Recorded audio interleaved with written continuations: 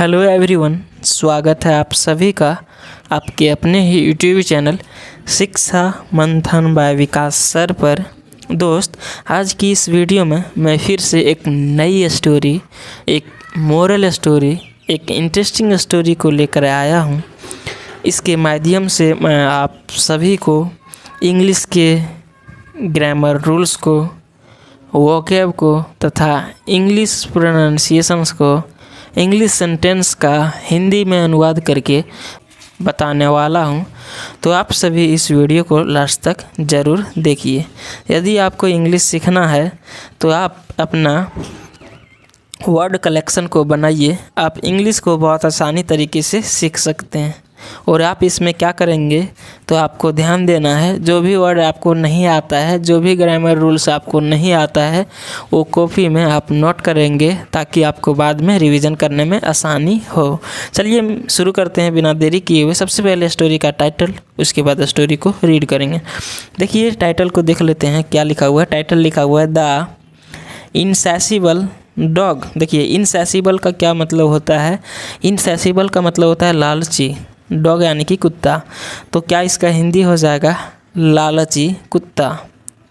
इसका हिंदी क्या होगा, लालची कुत्ता, है ना। स्टोरी को रीड करना शुरू करते हैं। लिखिए लिखा हुआ Once a dog named Scoofy lived with his friends in a small town। देखिए क्या लिखा हुआ है।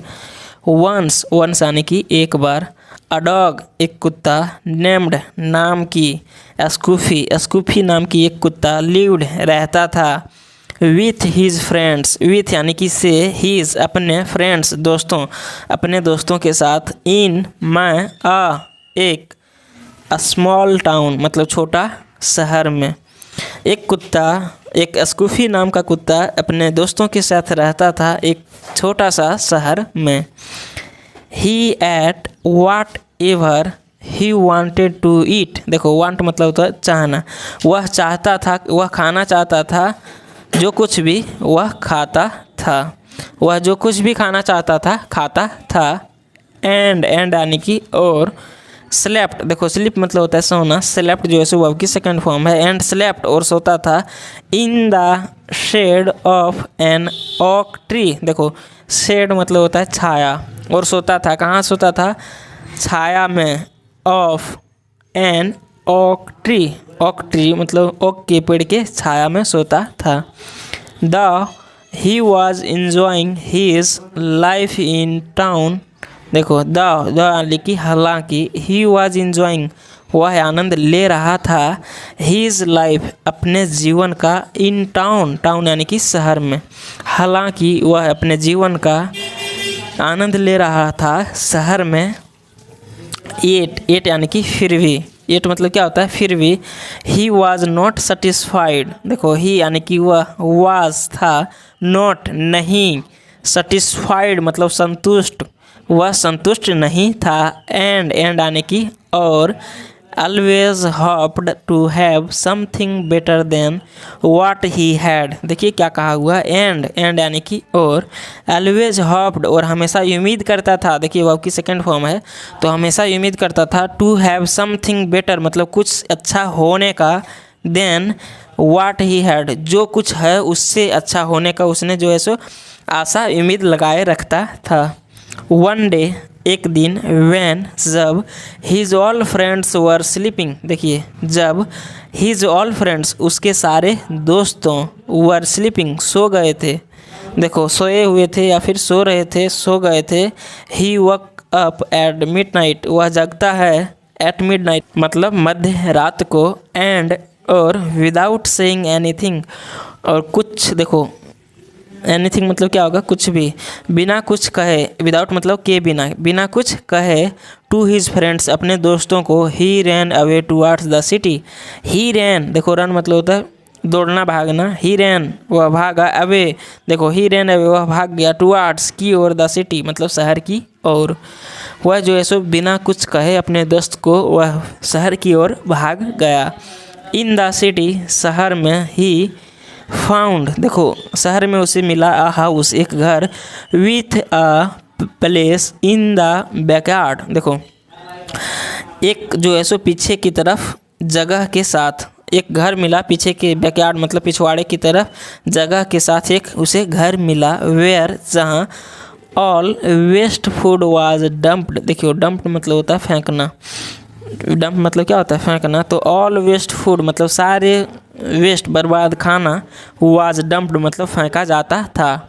जिस स्थान पर उसे घर मिला वहाँ सारे वेस्टेज खाना को फेंका जाता था। Scoofy ate the delicious leftovers every day. देखो क्या लिखा हुआ है, स्कूफी एट, स्कूफी खाता था, द डिलीशियस मतलब स्वादिष्ट, लेफ्ट ओवर्स, देखो लेफ्ट ओवर्स मतलब क्या है, जो खाना बच जाता था, बचे हुए खाना को, एवरी डे प्रत्येक दिन, एंड और turn stout in a few days. देखो टर्न बदल गया, स्टाउट मतलब मोटा हो गया, इन अ फ्यू डेज कुछ दिनों में। वह जो कुत्ता था, वह कुत्ता रेगुलर जो है सो बचे हुए खाना को, स्वादिष्ट खाना को खाता था और धीरे धीरे वह मोटा हो गया।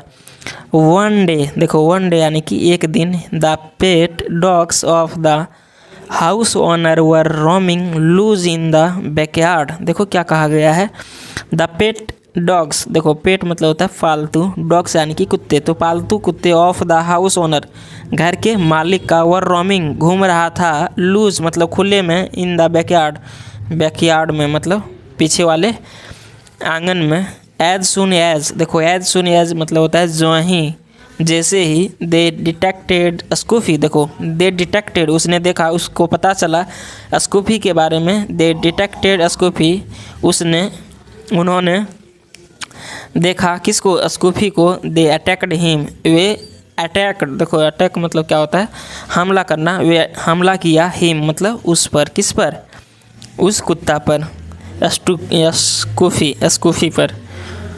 दे dug their sharp teeth into Scoofy's soft and stout flesh. देखो क्या लिखा हुआ है, दे डग्ड उसने खोद दिया, दियर शार्प टीथ अपने जो है सो शार्प तीखे दांत से, एंड स्टूफ, एंड नहीं लिखा हुआ है, इनटू लिखा हुआ है, into Scoofy's soft and stout flesh. देखो स्कूफीज सॉफ्ट, देखो यहाँ अपोस्ट्रोफ से आया है, इसका मतलब क्या होगा, अपोस्ट्रोफ का मतलब हो जाएगा काके की, तो स्कूफी के सॉफ्ट यानी कि स्कूफी के नरम, एंड और स्टाउट फ्लेश मतलब मोटे मांस में उसने क्या किया, अपने तीखे दांत से उसे डग कर दिया। देखो डिग मतलब होता है खोदना, है ना, तो उसको खोद दिया, उसको लगा दिया, उसके मांस में लगा दिया, है ना। नेक्स्ट देखते हैं क्या लिखा हुआ है, नेक्स्ट लिखा हुआ है, with deep wounds and torn flesh Scoofy kept running till he reached back his home town. देखिए लिखा हुआ है, विथ मतलब के साथ, डीप वाउंड्स मतलब गहरे चोट के साथ, गहरे घाव के साथ, एंड टॉर्न फ्लेश और फटे हुए मांस के साथ, स्कूफी केप्ट रनिंग स्कूफी दौड़ता रहा, टिल तब तक, जब तक, ही रिच्ड जब तक वह पहुंच नहीं गया, बैक वापस, हिज होम टाउन अपने गांव के शहर, अपने होम वाले शहर, अपने घर वाले शहर, अपने गांव वाले शहर जब तक पहुंच नहीं गया तब तक वह दौड़ता रहा। एट वंस, देखो एट वंस का मतलब होता है तुरंत, his old friends greeted him and the dogs inquired of him. देखो क्या लिखा हुआ है, एट वंस यानी कि तुरंत, हिज ओल्ड फ्रेंड्स उसके पुराने दोस्त, ग्रीटेड मतलब अभिवादन किया, हिम उसे, देखो वो अब की सेकंड फॉर्म है, उसके जितने भी पुराने दोस्त था उसे अभिवादन किया, एंड यानी कि और, द डॉग्स और कुत्ते, इंक्वायर्ड ही ऑफ हिम उसका क्या किया, इंक्वायर किया मतलब उससे पूछताछ किया, उससे पूछा।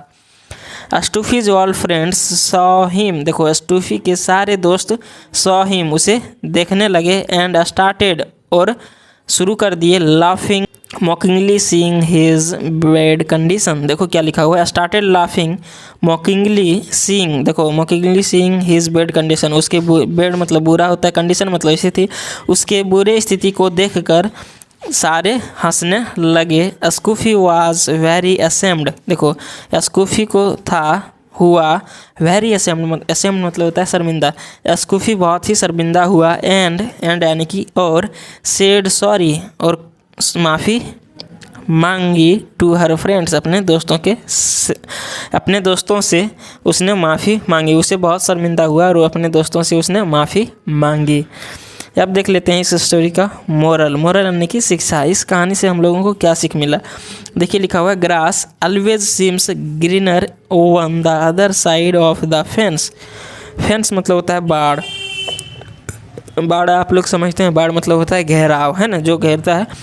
ग्रास ऑलवेज सीम्स, घास हमेशा प्रतीत होता है। सिम मतलब होता है प्रतीत होना। घास हमेशा प्रतीत होता है ग्रीनर यानी कि हरा, ऑन द अदर साइड, दूसरे साइड से, ऑफ द फेंस, फेंस के दूसरे साइड से घास हमेशा हरा लगता है।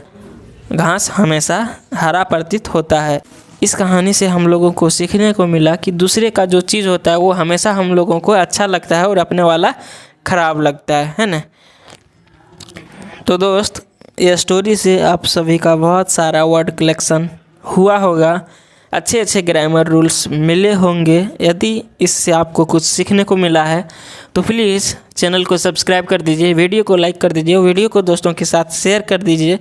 मैं इसी प्रकार से रेगुलर आपके सामने नई स्टोरी को, इंटरेस्टिंग स्टोरी को, मोरल स्टोरी को लाता रहूँगा और आप सभी को इंग्लिश बिल्कुल जीरो से सिखाता रहूँगा। तो हम लोग फिर मिलेंगे नेक्स्ट वीडियो में। तब तक के लिए जय हिंद। अपना ख्याल रखिए, अच्छे से पढ़िए, ध्यान से पढ़िए।